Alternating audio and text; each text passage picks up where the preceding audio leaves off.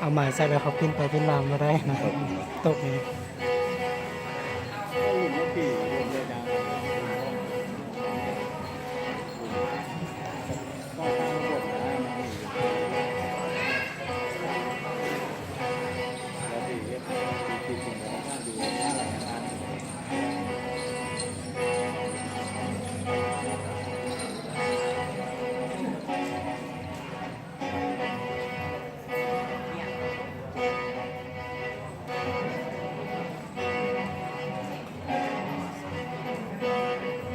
นี่เราออนซอยได้ดีเลย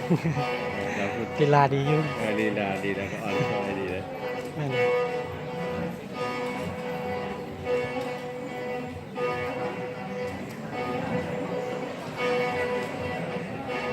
มาส่งมารายงานเลยเราเก่งเลยมีเวสาปีนะวันนี้ อืม มันชี้5 กิโล ต้องได้ซ่อม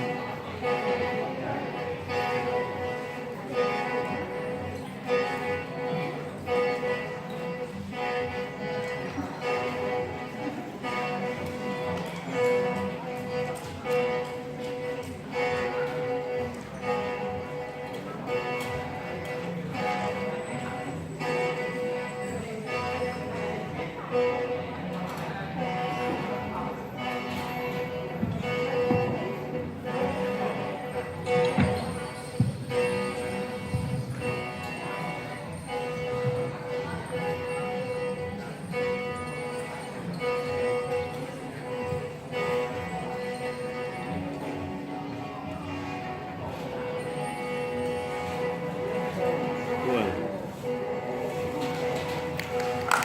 พวกเรา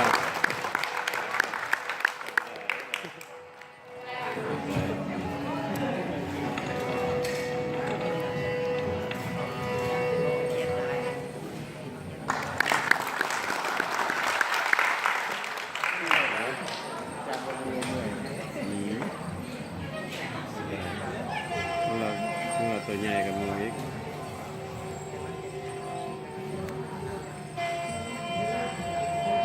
นวดต่างกันนะเสียงต่าง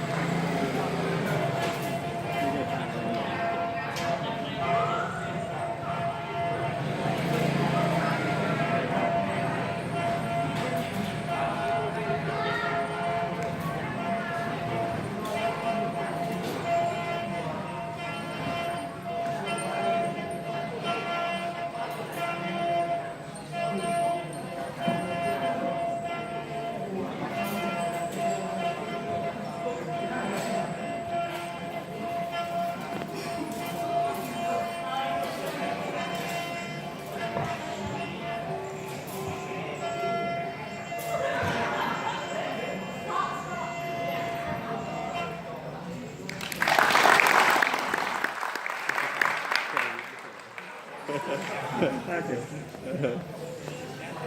ตานอนเมื่อกี้นี่แล้วมีเสียงดังเลย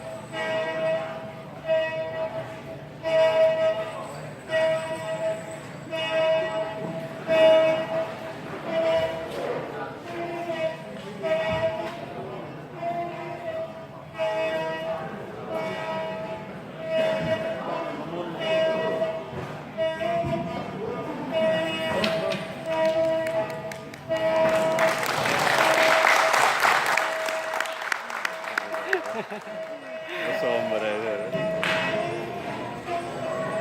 กินข้าวไม่ต้องไป ยิ้มหัวอีกแล้ว